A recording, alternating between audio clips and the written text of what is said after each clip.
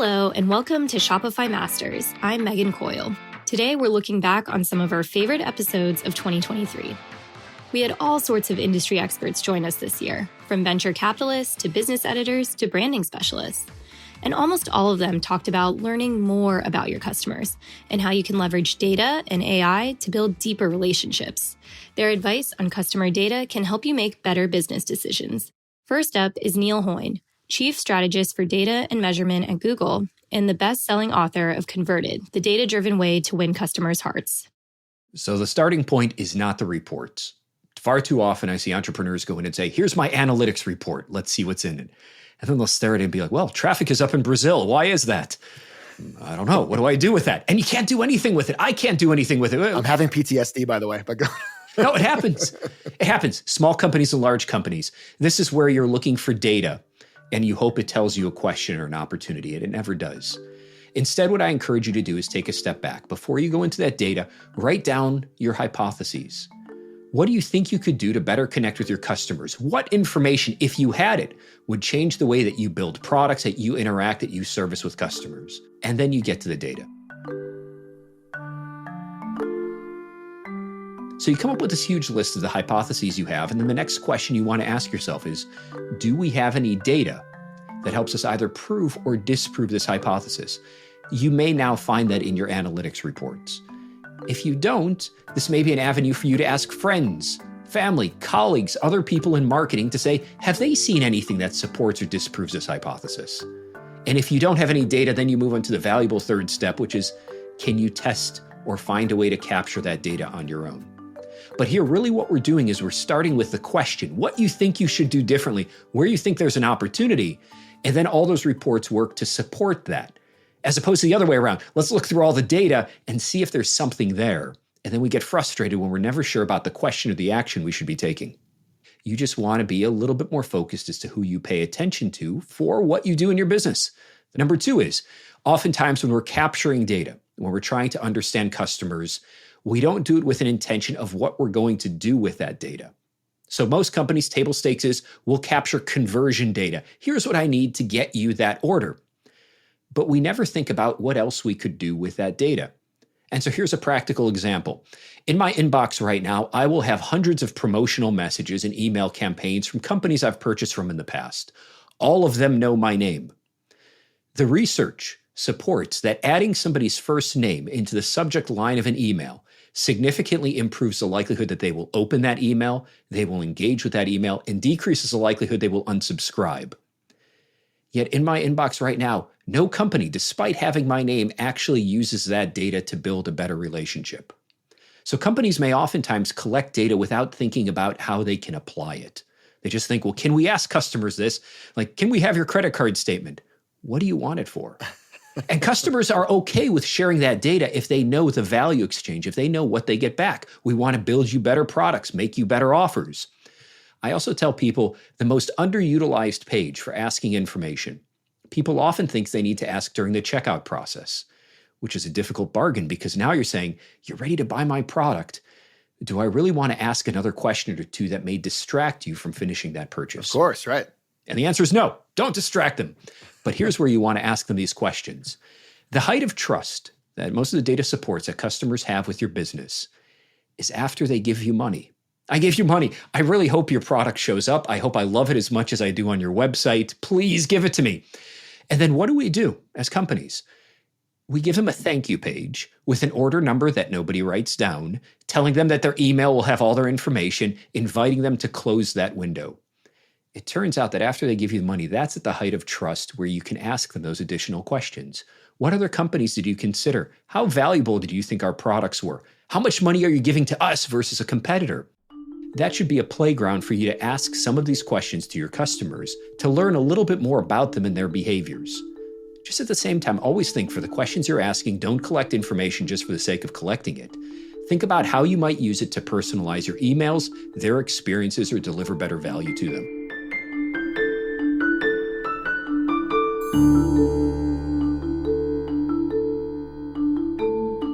Jason Feiffer, the editor-in-chief of Entrepreneur magazine, shared a story about a founder that had a few revelations about her customers when she started doing business online and began putting more energy toward the customers that convert.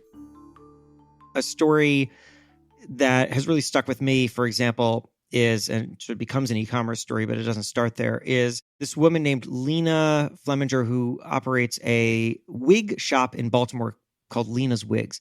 And Lena's Wigs, it was a storefront, and she had run it for many years as a storefront, thinking that was the only way in which she could operate this business. And so, you know what a storefront is. It was people could walk in off the street and they could browse the wigs. And Lena had an employee whose job was to greet the people who come in off the street and browse the wigs.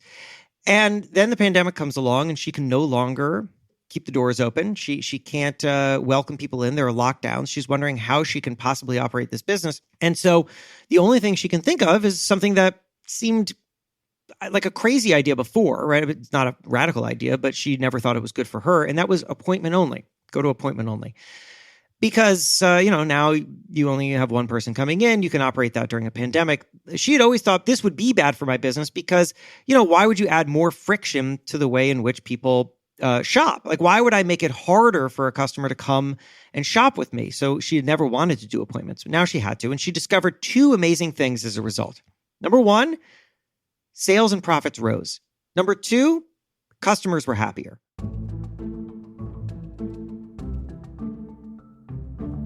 Why?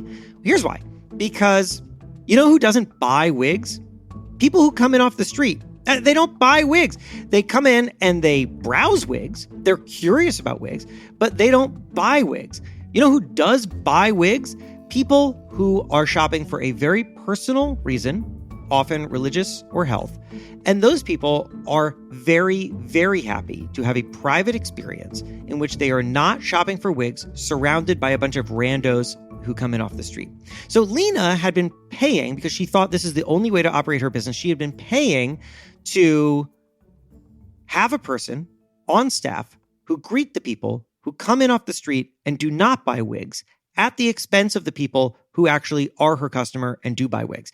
And it wasn't until she moved to appointment only that she discovered this. And once she did, now it becomes an e-commerce story, because now she discovers that actually there are all sorts of other ways to serve these people that she didn't anticipate. That in fact, having a robust virtual presence, which she had not before because she just thought of herself as a storefront, was actually an asset, because it meant that she could serve people, far wider than her geographic area. And that actually people were very happy to have virtual fittings of wigs, which she had never thought possible. And now she does a lot of her business online. She has, in fact, rehired that person, but now that person is used far more efficiently and sort of helps manage the inflow of digital customers. And it has transformed her business. She makes more money and she works less. And I think that versions of that play out all the time, where there is some way that you think your business has to operate. And what you will discover is that actually there are better ways. And I don't mean that everyone's going to go from brick and mortar to virtual or to digital or back, but rather that as you face economic challenges, you will be forced to come up with solutions that ultimately reveal new ways to create value for your consumer. And that will ultimately shift the way in which you serve people going forward. Jason actually had a few examples of companies that didn't realize they were marketing to the wrong audience. I have a friend, her name is Rochelle DeVoe, and she is a consumer insights researcher, which means that people hire her to go and interview their best customers and understand what they're missing about them so that they can better market, better product develop. Rochelle told me, she's like, the hardest part of this job is actually convincing CEOs that they don't know their customer as well as they think they do. Every CEO, every founder thinks that they know their customer extremely well. But Rochelle says that when she's actually hired and goes out and talks to people, that there are these very large gaps in knowledge.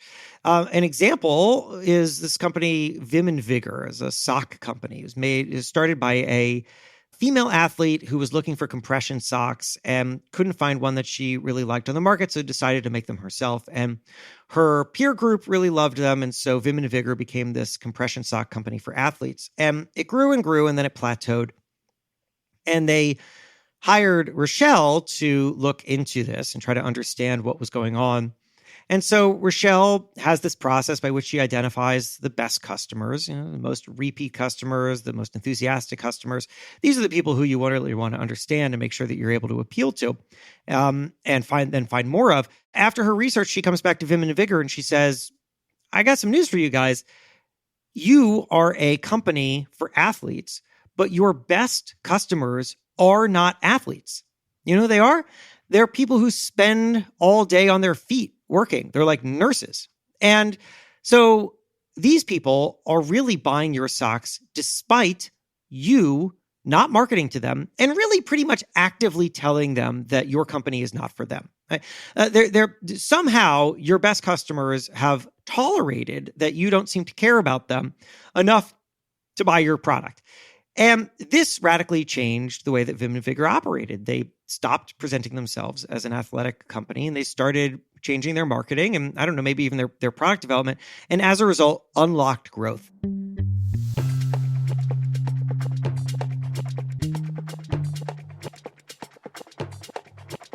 Jason points out that founders are also missing out on exposure in media outlets if they don't consider the media company's audience. People think of the media as a service provider, and that the service that we provide is coverage for your business. And that's the reason why I get lots of emails that are phrased like this. How can I get a feature in Entrepreneur Magazine? I would like a feature in Entrepreneur Magazine. How can I go about that? You have to understand that media is not a service provider, that the people who work at a media organization are not thinking of themselves as being there to support you. They are not.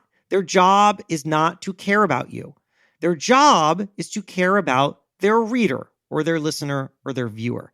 So instead, you have to understand exactly what it is that they want and that they do, and then frame yourself as an opportunity to them.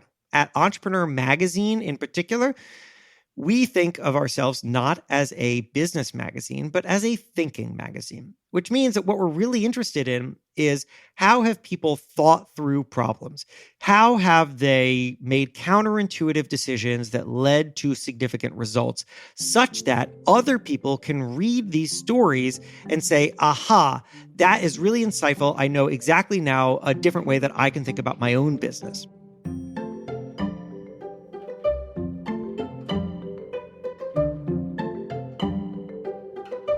Ashwinn Krishnaswamy also helps brands think about their businesses differently through his branding agency called Forge. He advocates for building your business backwards in some cases, meaning distribution first and then ideas second. Companies that launched in the mid 2010s that went on to become very successful from differentiating based on aesthetics, taking a traditional category, call it mattresses, and saying, hey, we're going to make a mattress brand for a more modern consumer, for a millennial consumer. And that became a kind of model of success. And the model was also D2C, but it was like heavily laden on, the right kind of branding supporting that. And I think that kind of thinking has continued to carry through where people are starting new brands today and saying, hey, if I just differentiate based on aesthetics and look, I can start an apparel brand and it's going to be successful. And I think one of the things that not enough founders are thinking about early on is distribution and customer acquisition and what are their channels going to be for distribution, because that is the kind of true make or break for the business. It's not just the idea and the brand, but it is that kind of customer acquisition process. I think everyone looks at, Facebook and Meta and paid search and say, okay, this is going to be a staple of our business. And if we can acquire customers for 30, 40, 50, 60 bucks, but we're selling a product that has enough margin at a high enough average order value, okay, great, we can make that happen. But a lot of brands are getting smarter on, hey, how can we use organic to acquire customers? How can we use TikTok organic to acquire customers? How can we use influencer gifting or micro creator gifting to build awareness for our product? I'm seeing some brands that are going kind of back to old ways of marketing. Old as in it's not directly going to drive sales for your product, but you create demand for kind of adjacent categories. Maybe you start a podcast. There's a lot of brands getting into the podcasting space saying, hey, we're going to be a health and wellness podcast. It just so happens that we also make supplements and nutrition products. And so I think all of these shifts, all of these changes in kind of like spaces getting saturated or customer acquisition channels getting saturated are forcing brands to think more creatively and more long-term about how to acquire customers and how to build a business. And brands need to not only be creative, but unique. He gave an example of helping a ski glove company make their brand more aspirational. I always say niche down. If you think you're too niche, I'll suggest you're not niche enough. You haven't gone deeper. And a lot of people have a fear of doing that with their brand. They say, oh, well, we're going to turn people off if we go too niche. And what I say is you have to own the niche first. And especially if you can find a kind of aspirational niche, or you find one category, you can actually pull other people into that category. And so a concrete example of this, I was talking to a company that makes really good and warm insulated ski gloves. And the way that they were positioning their product was, hey, we make some of the best ski gloves out there. And I said, I'm a snowboarder. I've been a snowboarder for 15 years. This doesn't speak to me. And I look at your product and I say, is this that different than Hestra? Because both gloves are $200. And I know Hestra's been around since the late 1800s. And I think they're really quality, but you're telling me all of these like professional ski boarders and ski patrol use your product, but you're just saying, hey, we make like really good ski gloves. And I said, that's not enough. I would go so far to say gloves built for the backcountry. So let's just target backcountry skiers and snowboarders, the absolute like experts, the absolute cream of the crop of skiers. And the owner of this brand was saying, oh, but we don't want to alienate the people who like going to resorts, who might consider themselves like intermediate skiers. And I said, no, that's totally fine. You're not alienating them. What you do is if you were actually building a product that's good enough for all of those backcountry skiers and ski patrol people who ski at the resort level will say, hey, if it's good enough for them, it's definitely going to be good enough for me. And I actually aspire to be in that category one day. So I want to have the equipment that those people have. And so that's the idea of if you choose a niche that seems really specific, you can actually pull a market towards that rather than saying, hey, we're for everyone. Because if you're for everyone, the backcountry people aren't going to be interested.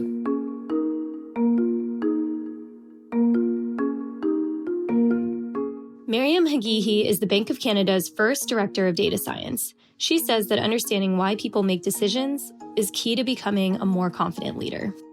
I actually think that the key metrics would be dependent upon each business and where in their journey they're at. Are they starting? Are they middle? Are they trying to scale up? What they're trying to hit? What part of the country or even which country they're operating from? Where's their market, et cetera, et cetera. The more important point here is understanding how decision-making works.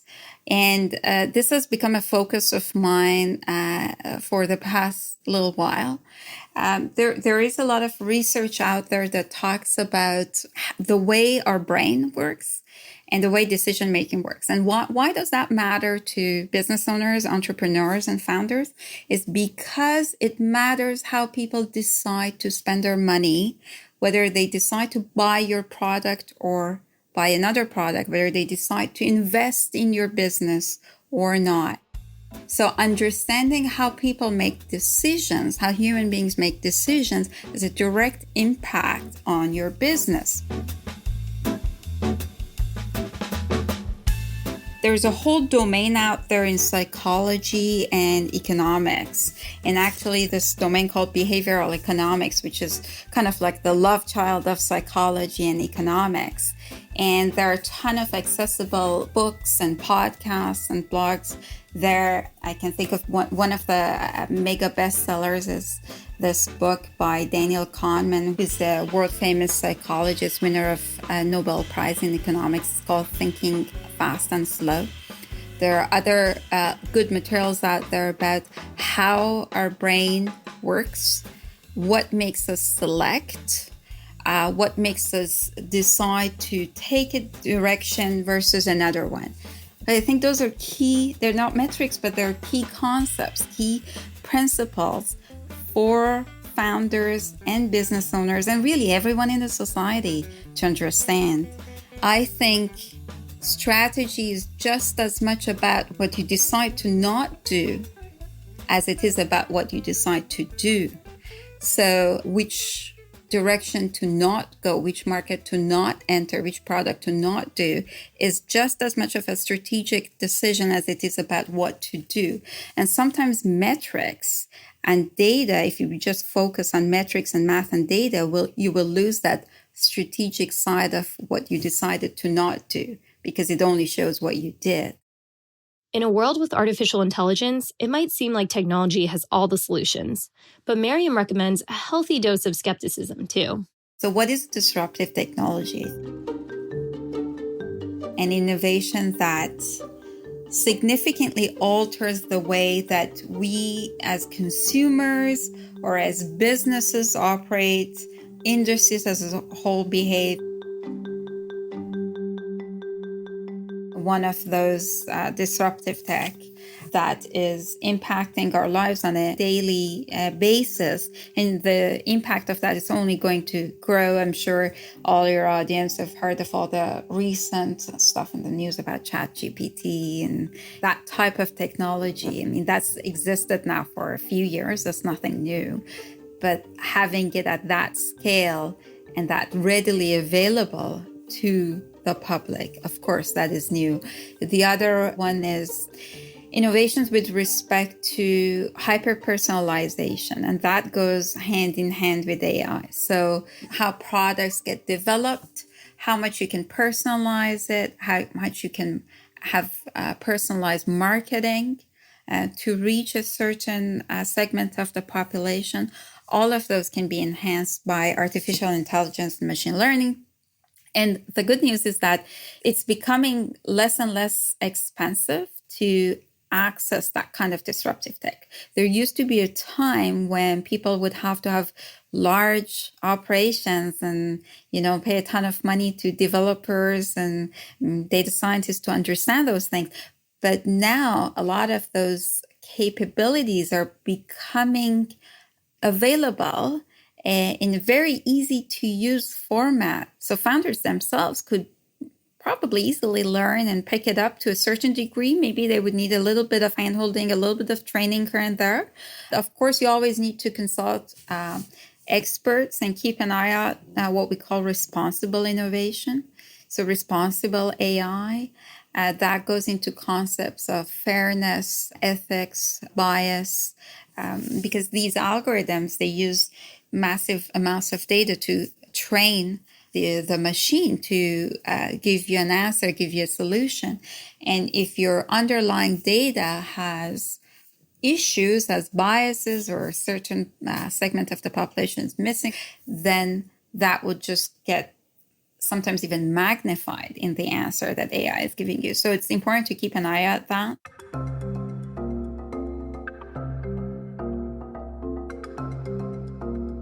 Neil Hoyne from earlier in this episode echoes Maryam's sentiment on AI.